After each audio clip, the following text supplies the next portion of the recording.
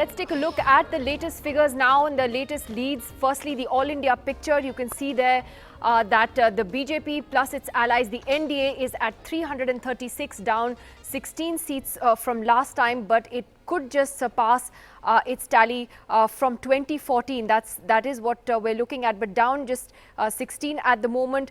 The Congress and its allies at 93. The Congress's own tally not very impressive in this election. If we look at the individual party breakup next and see how the individual parties have done, look at the BJP. It's held on to the seats that it got in 2014. It's at 283, crossing the halfway mark there. The Shiv Sena staying static at 18.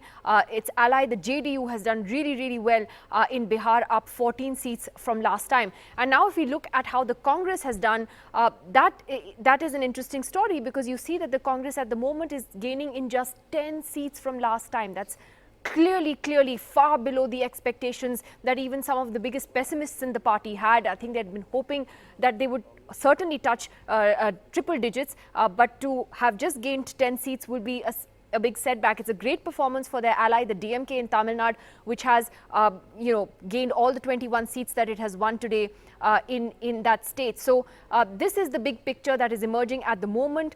These are leads, as we said. The results, the formal results, will take some time and will come by this evening. These are the non-aligned numbers. And look, the YSRC story, Jagan Reddy, all set to be the new Chief Minister of Andhra Pradesh. He has swept that state, 25 out of 25. In fact, we're hearing that Jagan Reddy will be taking oath on the 30th, that is next week.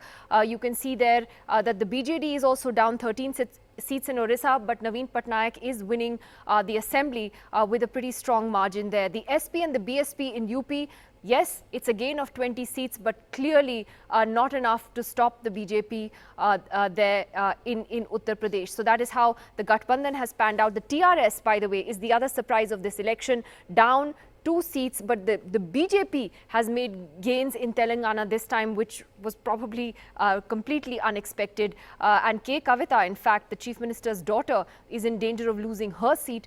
She is currently trailing over there.